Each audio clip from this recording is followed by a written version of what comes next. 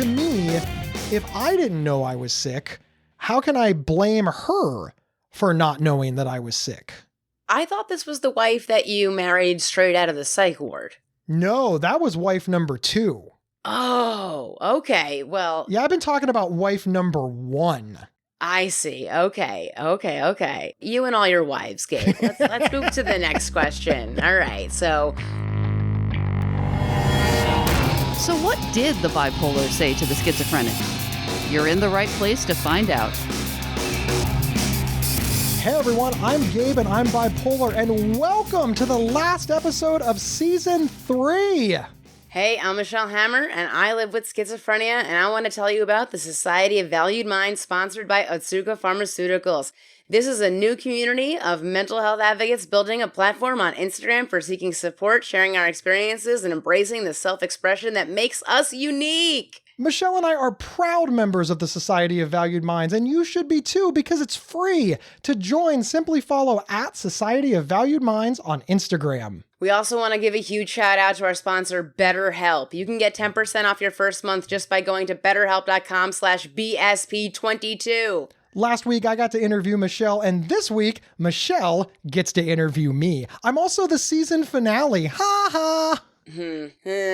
We are doing this because people emailed us and said they wanted to know us on a deeper level. Because we hide behind humor. As we said last week, we don't agree with that. But the first rule of podcasting is give the people what they want. So last week's episode, and this episode that you're listening to now, is a deep dive with honest answers to really serious questions. And just to be fair, we both got the same questions. Well, the first 9 are the same, Michelle. The first 9. The last one is a free-for-all. Last week, I got to ask you anything that I wanted, and this week, you get to ask me anything that you want, and I do not have prior knowledge to the question. But I've said enough. Michelle, the show is yours. I am the guest, and you are the host. Okay. Getting to the questions. Okay.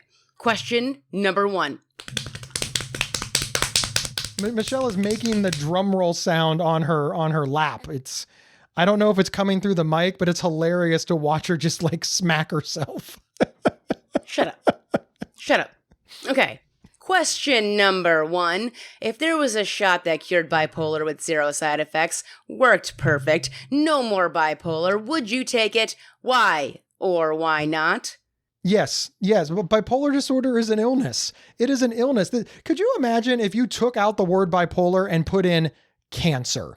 Gabe, if there was a shot that cured your terminal cancer and it had 0 side effects and it worked perfect, no more cancer, would you take it? Yeah, I'd take it.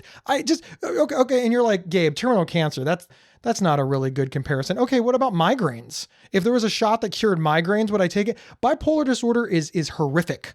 All right. It is horrific. It has caused me pain. It has hurt me. It hurt the people around me. I don't know. This is a question because people debate it and I'm fascinated by it. A master debate? They master debate this because all I can think of is how bad is your illness that you're debating keeping it? And I know there's more to it than that. And I'm trying to be respectful, but the reason why I would get rid of it is because it's an illness and it hurts me and it causes me pain and those who I love pain. So yes, I would take it. And that's why. You know, I watched a speech of another bipolar advocate that we know. And at the end of his speech, he said, yes, I have bipolar, but if I wasn't bipolar, I wouldn't have all of this. And he was talking about making the speech to all the people. How do you feel about that? The expression the phoenix will rise from the ashes is a great way to comfort yourself in the time of tragedy. And it's well understood and it's part of our culture. And, you know, turning lemons into lemonade, right? It's that same thing. I agree that if I did not have bipolar disorder, I would not have all of this. I wouldn't have this podcast. Michelle Hammer would probably not be my friend. I mean, we don't even live in the same state, for Pete's sake. I have a lot of things around me because of bipolar disorder, right? But there's this notion that this is my best life, right? We're saying that, hey, Gabe, the life that you're living is your best life. And the reason that you have your best life is because you have bipolar disorder. But if I didn't have bipolar disorder, I would in fact have other friends. I would have gone on other journeys, other adventures, and I would have done other things. And it's reasonable and possible that journey would have been better. For example, I did not have children because of bipolar disorder, both because of the mental and physical pain that I was in. I was in no position to have children. And also because I didn't want to pass on this horrific illness to them.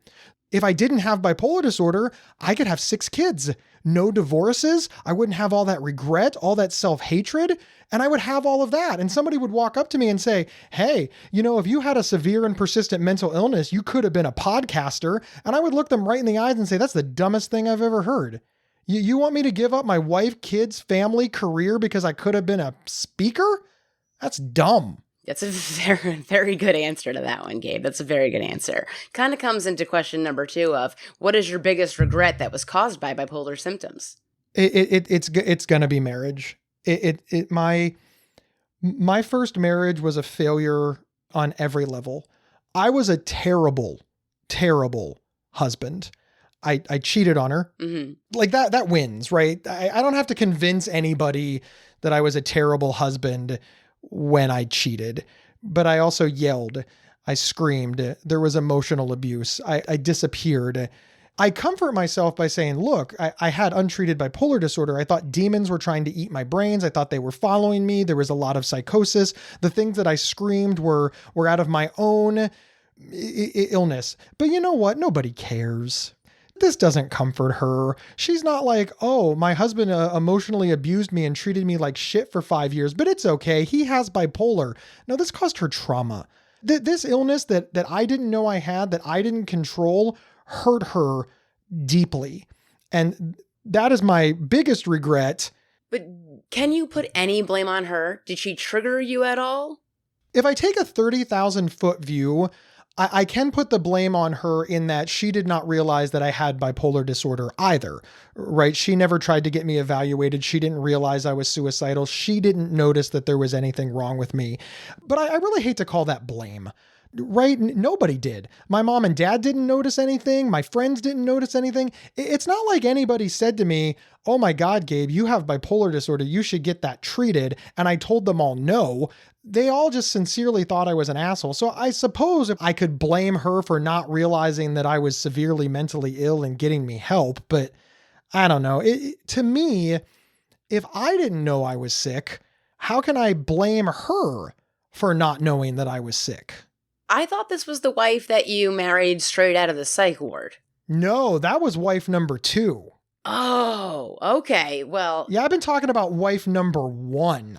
I see. Okay. You and all your wives, Gabe. Let's move to the next question. All right. So what myth or stereotype bothers you the most about bipolar? There are several stereotypes about bipolar disorder that trigger just a rant. So many. And I thought about this long and hard because you said bothers the most. And here's what it is. That people with bipolar disorder are creative or geniuses or extra smart or have some sort of advantage because of the bipolar disorder. Here's why I hate it. Because bipolar disorder is an evil, awful illness that only wants to take from you. It wants to hurt you. It just takes. It just pain everywhere. And one of the things that I love about myself is that I am intelligent. I have humor. I am creative in my writing or in my podcasting or my public speaking. And then suddenly bipolar disorder shows up and is like, hey, I want some of that credit. Well, you don't get any of that credit. No. You know what it reminds me of? It reminds me of like when you start a business, right? And everybody's like, that's stupid. Get a real job. You're dumb. And then your business makes it and they all want money. Can you give me a job? Can you loan me money? Listen, when I was making negative $1,000 a week, when I was sleeping in my car to get this business off the ground, you made fun of me. You wanted nothing to do with me. But then as soon as something good happened, you showed up with your handout. Bipolar disorder is that friend. If you are smart, a genius, creative, a good artist, whatever, that's you. You did it. You. That is 100% you. Bipolar disorder is that shitty friend that shows up after the fact that did not help you in any way and was like, it was me. No, it wasn't. It was not bipolar disorder. I know exactly what you're talking, like my artwork. Oh yeah, because you have schizophrenia. Like, dumbasses. And again, I always want to take the moment here, Michelle. You can be inspired by bipolar disorder. I would never challenge that. Bipolar disorder has inspired my art, and I'm sure schizophrenia has inspired your art. But the reason that you are a great artist is because you are talented, and because you work hard, and because you've painted and drawn and created thousands of things that weren't good enough, and you crumpled them up and started over and perfected it.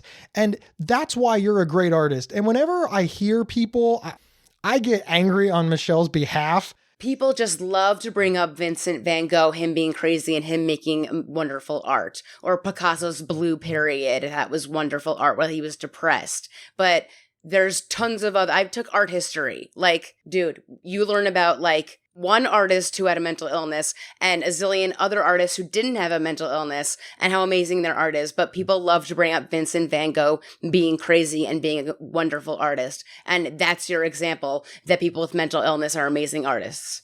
Not only is that their example, but it's their justification often that it was worth it.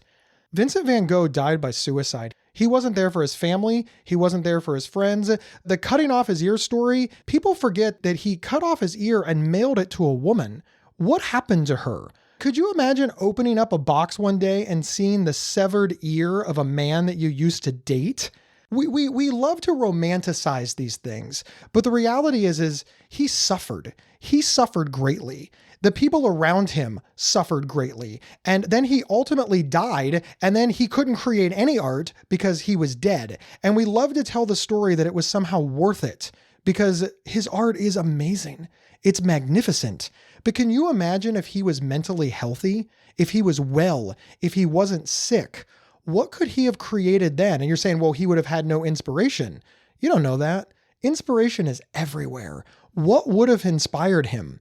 I don't know. It's such small thinking that the only thing that inspires humans is tragedy. Just why does great art have to come from tragedy? It's a great story, isn't it?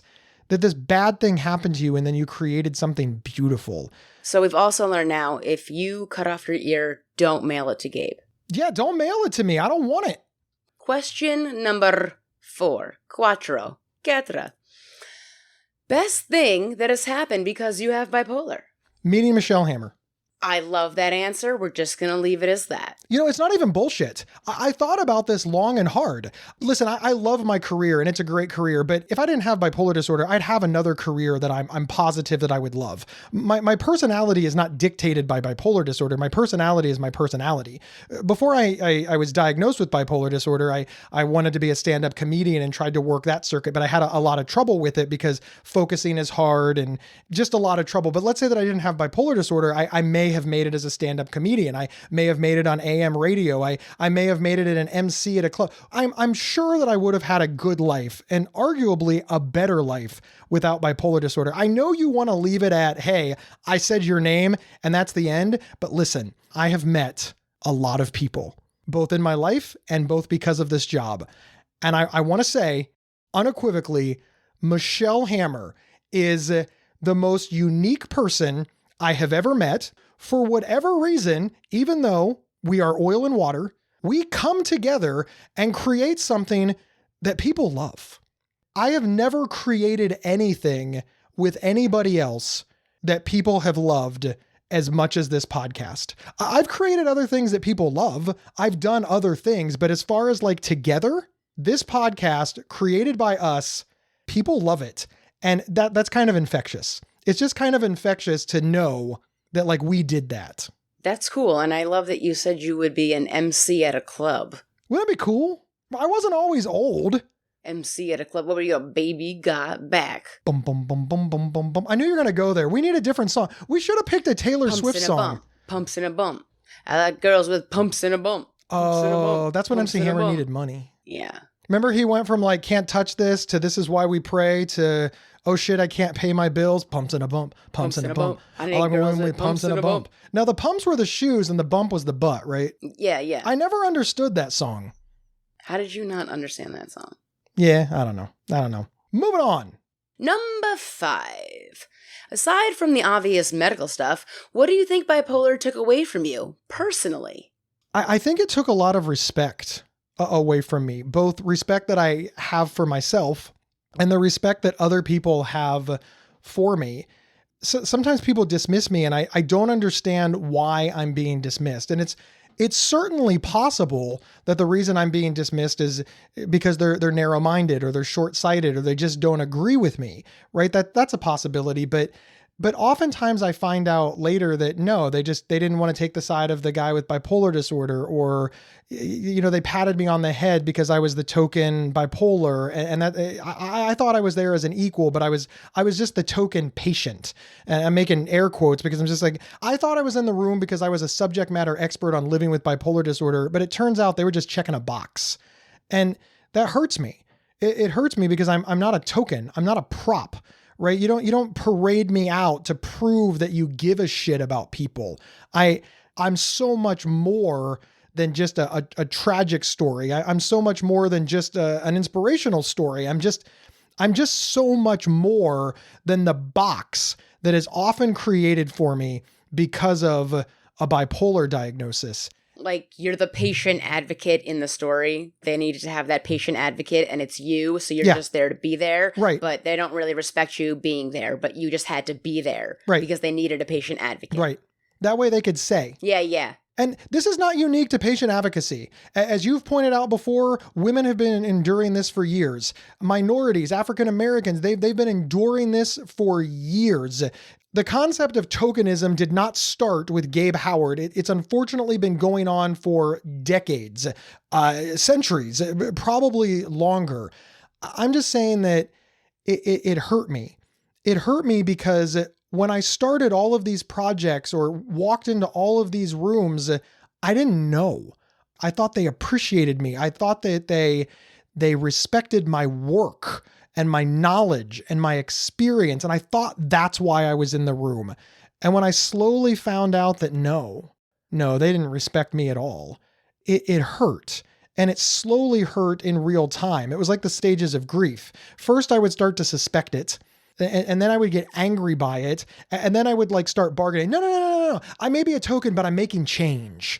And then we'd be back to anger. And then finally it's acceptance. Or I just realized that no matter how hard I try and no matter what I accomplish, I will always be less than to many people. They will always look down on me no matter what I do. I want to share a story where I was the token schizophrenic on this ad board interview type of a deal. Okay, so I was the schizophrenic person. I was that patient advocate, and everything's going fine. I think I'm doing a very good job. We break for lunch. I'm sitting with one of the doctors there, and he turns to me and he's like, you're just not a very good schizophrenic person on this campaign. And I'm like, excuse me? And he's like, you're just not a suffering schizophrenic. You're not suffering, you're just not good.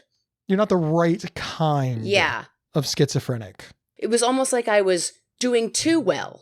Right. So I was too good at schizophrenic. I wasn't suffering enough. Like with the phrase high functioning, people come up to me and they're like, Gabe, you're a high functioning bipolar. And I'm like, I don't know what that means, but I guess I'm high functioning today because I've had years of therapy. I've had years to get my medication right. I've had so much hospitalizations and outpatient treatment and coping skills. And I've worked so hard to get to this level, but you're calling me high functioning because I've reached recovery.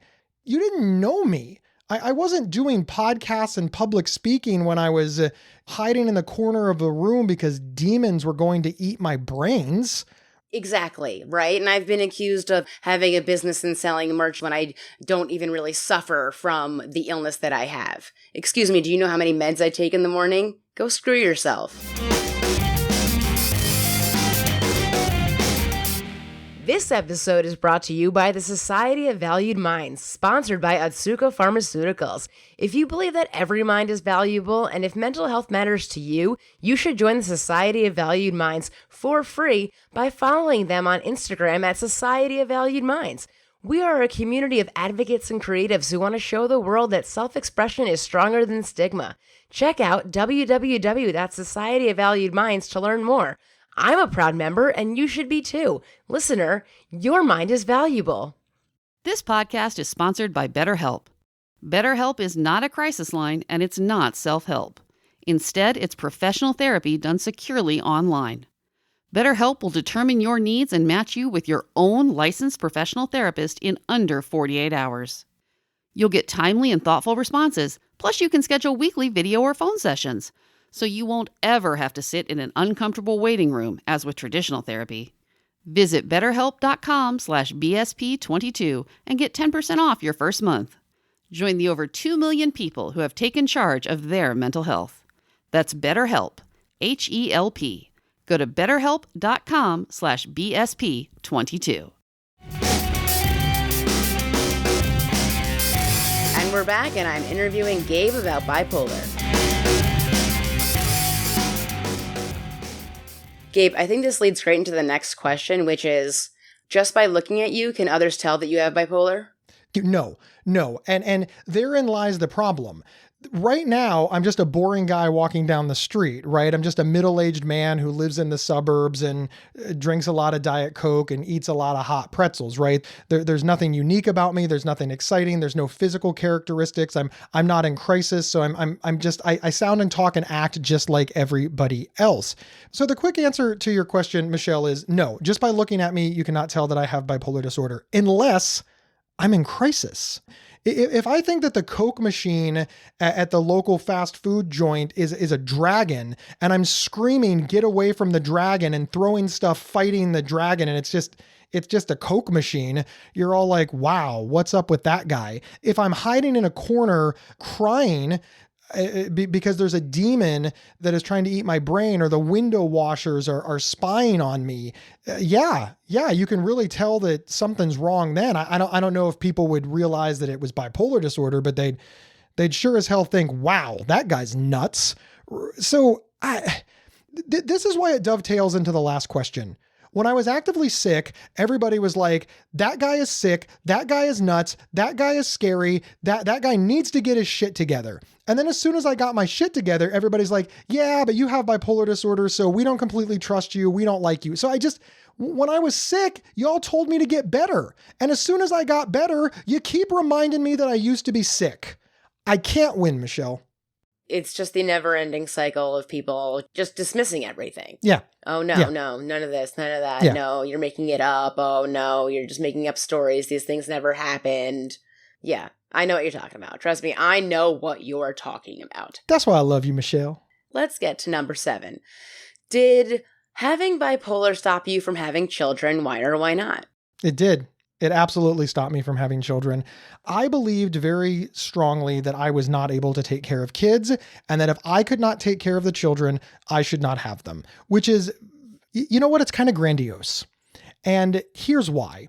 Because I believed, and you know, I was pretty sick during these times, right? So there is an element of, I should not be having children now. I was still fighting for recovery. But the grandiosity in that statement comes in is that the reality is no single person is really capable of raising a child 100%. We all need help. Whether it's just somebody to call on the phone and say, my child is driving me nuts, or whether it's hiring a babysitter so that you can go out for a few hours, whether it's, sending your kid off to school so that you can get a respite. And, there'd be a mom, right? I would have to have this child with somebody. So I just decided that the mom was zero. I discounted her contributions completely. I didn't give any credit to my quote unquote village. I just decided that I alone had to do everything. And since I was incapable of doing everything, I can't be a dad. That was going through my mind. And I decided, yeah, I can't be a dad. The second thing is I had to view the world through the lens of bipolar disorder, because remember, I hadn't quite reached recovery yet. And one of the things that bipolar disorder was telling me is that the way that I was then is the way that I was going to be forever. I saw no better future. I didn't see a future where I was more stable. I didn't see a future where I was in a solid relationship. I didn't see a future where I was making more money. I didn't see a future where I had my shit together. I just didn't see. All I could see was that I was sick and I was suffering and I was struggling. And that's how I thought the whole world was going to be forever. And then finally, I was terrified to pass on mental illness. I really was. And the idea that I could pass this on to somebody and they would suffer in the same way that I did, it was a lot to bear. And there's probably like a number 4 here that I should add in, which is, I thought that the reason that I was scared to have children was because I had bipolar disorder. The reality is now that I'm middle-aged, so many of my friends have had children, and they all say, we were terrified. Of course we're scared to have children. We're scared every day. The kids are here and we're terrified. I talk to my sister a lot. My sister has Eva, who's my favorite. She talks about every day, I'm worried about Eva's future. I'm worried about her school. Is she on the right reading level? Am I signing her up for the right activities? My sister has zero mental illness. My sister is very stable, very calm, very rational, very level-headed. And with all of that going for her, even she lays awake at night and wonders if she's a good mom. I thought that I was wondering if I was going to be a good dad because I had bipolar disorder. It turns out that some of that is just having children is terrifying. That's true. Yes. I have a friend. He is a tough guy. He likes to tell you how tough he is. He had a baby. What did he do? Cried and called his mom to come over to help him. Exactly. Yes. Yes. Children are difficult. Period. Children are not difficult because you have mental illness. They're just difficult. But listen, don't feel bad for me. I love being an uncle. You can unvasectomize yourself. Can't you unvasectomy yourself? It's not as easy as you think. They cut it and snipped it and burned it. They really took one look at me and they really, really, really wanted to make sure that this was irreversible. How much does that hurt? Oh, they knocked me out. I was out cold. Do you swell to like a grapefruit? What the hell, man? These are personal questions. So I'm just curious. First off, my resting level is grapefruit. I swelled like a watermelon. Oh, you got big balls? The biggest of them all. That do nothing now. Yeah, that's the downside. They are pointless. You got big empty balls. They're just in the way. You got water balloons with no water. I feel like there's another question coming, but I'm not sure where you're going with this. Okay, let's go. Okay. Number 8. Tell me about a time that the stigma of bipolar hurt you personally. There's a lot. I was fired from a job because I had bipolar disorder and that hurt and really made me realize how vulnerable I was. Did they say that in the exit interview? Of course bring not. Up bipolar? Okay, No. Okay, because they can't say that. Trust me, No. I've been fired when they knew I had schizophrenia, and they make other reasons. Yeah. And they specify the other reasons to make sure that it's not the mental illness. Yeah. They're savvy, but obviously losing my job because of bipolar disorder hurt a lot. Losing some of the respect of my family. And I think what's so hard about it is they don't realize it. They don't realize that they don't take me as seriously as they once did. They're sort of unaware that they defer to my wife because after all, she's the reasonable and rational one and Gabe's the crazy one. They don't realize that they give credit to my success, not to me and my hard work and my gumption, but they give that credit to my wife a disproportionate amount. She clearly deserves credit. The woman had so much faith in me and we scrimped and saved together so that I could go out on this journey back when it paid nothing. But they just really feel like the only reason I made it is because of these other people. And they don't really give me credit and they just don't look at me the same way as they used to. So maybe the biggest way that the stigma of bipolar disorder has hurt me personally is that I don't look at me the way that I used to. I have to second guess everything. I have to wonder if I'm seeing things correctly. It's very hard to not trust yourself and to not trust the things that you see and hear. And I know I'm preaching to the choir with you, Michelle, but for people listening in, having to constantly wonder if the way that you're interpreting the world is just accurate or if your brain is just messing with you. It's a burden. I've stigmatized myself. I've discriminated against myself. I feel that there's like this low level mistrust of the people who are closest to me. I don't know. Well, number 9 here. We're almost done. Okay. How did you feel and what were your initial thoughts when you first found out you had bipolar disorder? Hopeless. Michelle, when I was diagnosed with bipolar disorder, I only knew one other person with bipolar disorder, and that was Kurt Cobain, who was the lead singer of the alternative rock band Nirvana, huge in the 90s. And he was rich, he was famous, he was a once-in-a-lifetime musical talent, he had bipolar disorder, and he died by suicide. So my initial thoughts were I was dead. That was my initial thought. I was dead. Because after all, if that guy, the rich, famous, once-in-a-lifetime musical talent guy can't beat bipolar disorder, some schlub from Ohio has zero chance of beating bipolar disorder. Quickly following that thought was, oh my God, I'm so thankful I never hurt my family. See, I thought mental illness and violence were intrinsically linked. So I thought, what if I hurt my brother and sister? What if I had hurt my mom and dad? What if I had, I don't know. I believed all of the stigmatizing things about people living with mental illness. And I was just diagnosed with one. When I first found out, I felt hopeless.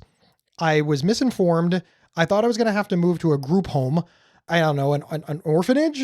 I mean, I was 26, so I guess not an orphanage. A sanitarium. I don't know what I thought, but I know that I felt hopeless and lost and that I was just waiting to die. That's how I felt when I was diagnosed with bipolar disorder. What about when you told people? What did they say to you? When I first told my mom that I had bipolar disorder and I explained to her what bipolar disorder was, she said, oh my God, I always called you my Dr. Jekyll and Mr. Hyde child. And I laugh at that now because that's literally an analogy for bipolar disorder, right? The two extremes. So even my mom noticed the symptoms of bipolar disorder, but because of a lack of education or understanding, she didn't know that she needed to do anything. She didn't know that there was a medical problem. She thought that this was just and my dad too, and my grandma and grandpa, they all noticed these things. They thought that it was, like a growing up thing. They just thought that they needed to guide me. When I first started telling people, especially like my mom and dad, my grandma, grandpa, my close friends and family, it started to make sense to them. They were like, oh my God, now we know what's happening in your brain. Now we know why you've done some of the things that you've done. We can explain your behavior in a way that we just frankly could not explain before. It actually gave them quite a lot of insight into me as a person. So I think more than anything, they were sort of excited to be able to explain why Gabe behaved this way. It put a real, I don't know, it just put a real name to a set of circumstances and behaviors that they could not explain previously. Yeah, you know what? I think finding out that I had a mental illness explained a lot for my family as well. It was kind of comforting in a way, I guess. It was kind of like, oh, that explains a lot. Yeah. I thought it might have been a learning disability, but no, it's a mental illness. I never thought about that. Yeah. Smart. Yeah. I mean, Smart. In a way, it was like that, Michelle. All right. This is a question I'm worried about. This is the one that I have no previous knowledge of, and Michelle gets to ask me whatever she wants. So it's a mathematical equation. That's what it is. Get out your graphing calculator and your pencil and eraser, and it's going to be a big, get, your quadratic formula, all that, I don't even know what a quadratic formula is. Well, you should know it if you graduated high school, but I've since forgotten, B2 over square root of a boop. I don't even remember. Lisa is jumping up and down. Remember, for those who don't know, Lisa's a podcast editor now, but she used to be a physicist in her previous life and has a physics degree. And her face lit up when Michelle mentioned the quadratic equation. She was so happy. She's sitting here waving that she can solve it. And there's not a real mathematical equation, is it? Because if there is, we're bringing Lisa in. Okay, no, that was just bullshit. No, Gabe. You got her excited for nothing. Here's my question, Gabe. All right. Are you happy? No. Why not? Happiness is I've had many therapists tell me that happiness is an unreasonable goal, right? There's your baseline, and happy is above your baseline, just like sadness is below your baseline. So everybody is really striving for this thing that is above average, right? It's like saying, are you on vacation? And if you answer no, then you've done something wrong. But vacations are not supposed to be every day. Vacations are sometimes. If we set this idea in our minds that we were always supposed to be on vacation, then we would always be disappointed when we were just leading our regular lives. The idea behind this is that if you think that you're always supposed to be happy, you will always be disappointed when you're just bored or normal or at your baseline. So that in reality, just like when you're on vacation, you should be pleased, right? It's exciting to be on vacation. You should also find comfort and contentment in your baseline. So it's wonderful to be on vacation, but it's also wonderful to be in your everyday life. It's wonderful to be happy, but it's also wonderful to be content and at your baseline. I don't know how I feel about all of that, but I mean, it kind of makes sense. Well, do you ever feel any joy? Sometimes. I think I experience joy. I mean, things excite me, I think. You express your sadness so often, but you rarely express your joy. So I'm trying to see, like, are you ever actually happy ever? Are you ever like, I'm having a great time, I'm in a good mood? Because, I'm with you when I've gone to Ohio. You walk into McDonald's, they all know you. I walk into McDonald's around here, they're like, what would you like, miss? What would you like? Okay. Thank you, move on. But with you, they're like, hey. I mean, you go to Olive Garden, you walk in, the people all know you.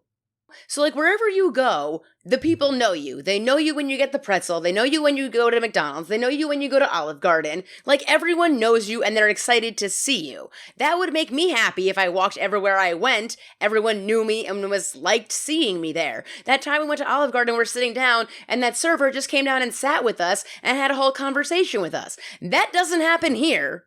I think you've just explained that I have an eating disorder. I think that's all you've really achieved with that Gabe Howard has a severe eating disorder. Just, is there any place that I go that's not food related where everybody knows me? Well, not that I weren't with you. Yeah. This fell apart. Michelle, I get joy from others, and I've thought about this a lot. I like White Castle asked you to be Santa. That is true. They did. That's what I'm saying. Like, people know you and they like you. Do they? Yes. Don't you get free stuff at all the time? Well, that doesn't mean they like me.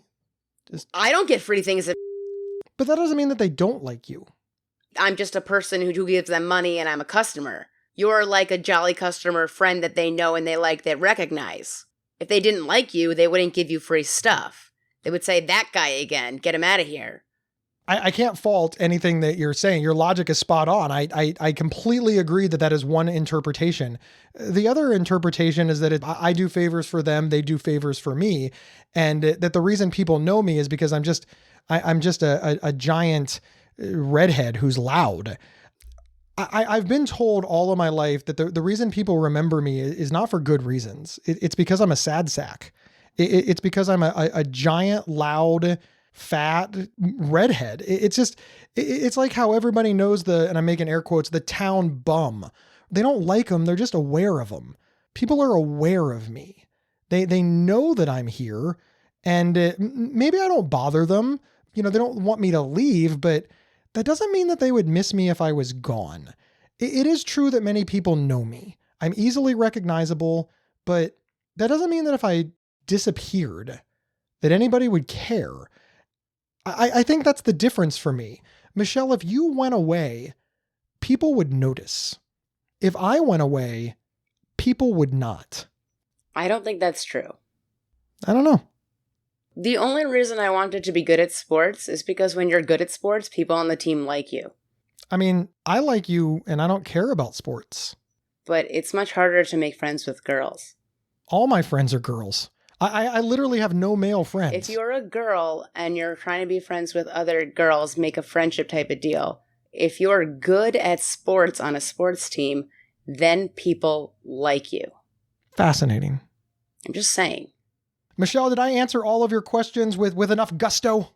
So much gusto, it was like Popeye was here. Thank you, everybody, for being here. Before we go, we have to shout out our sponsor, BetterHelp.com. You can save 10% off your first month just by going to BetterHelp.com/BSP22. I am the author of Mental Illness is an Asshole and Other Observations, which you can get on Amazon. You can also head over to my website and get a signed copy with free swag. Just go to GabeHoward.com. And you need some awesome t-shirts, artwork, mugs, stickers, leggings, and so much more because I'm the founder of Schizophrenic NYC. Yep, that's right. Check out my designs and all that swag over at schizophrenic.nyc. Go there now and get the most awesome stuff you'll ever see. Wherever you downloaded this podcast, please follow or subscribe. It is absolutely free. And we need a favor. Tell everybody you know about this podcast. email, text message, social media, word of mouth, tattoo it on your forehead if you can. Just please share the show because that is the only way that we can grow. We will see everybody next season on A Bipolar, a Schizophrenic, and a Podcast. Gabe! You've been listening to A Bipolar, a Schizophrenic, and a Podcast. Previous episodes can be found on your favorite podcast player or by visiting thisemotionallife.org/BSP. Have comments or show ideas? Hit up the show at bsp@thisemotionallife.org. Gabe and Michelle are not medical professionals. This podcast is not a substitute for medical advice and is for entertainment purposes only. If you need help, please call your doctor, emergency services, the National Suicide Hotline at 1-800-273-8255, or text HOME, HOME, to 741-741. Thank you for listening.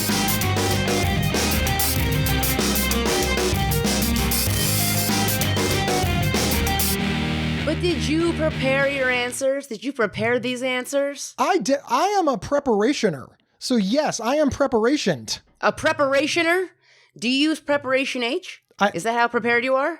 I mean, if I need it, I've used it. Oh, you need Preparation H? Not at the moment, but you're starting to become a pain in the ass. If you're listening to this, please send Gabe some Preparation H. He really, really needs it. What is up with this season of you wanting to mail people stuff? Right? In the mental illness and mass violence episode, you're like, mail everybody dildos. And in this one, you're like, mail Gabe Preparation H. Listen, if I could take Preparation H and rub it on all the pains in the asses in my life, I want that product so bad. Just admit you have hemorrhoids. I have had hemorrhoids in the past, but I don't have hemorrhoids at the moment. You know, my friend, she just had a baby, but she has such bad hemorrhoids, she had to get the hemorrhoids cut off of her asshole. All I know is there's probably only one friend of Michelle Hammer's who's had a baby. And even though you didn't use that friend's name, everybody's like, oh my God, that's whatever the friend's name is because she's the only one who just had a baby. How could that happen to her? Well, she needs some Preparation H.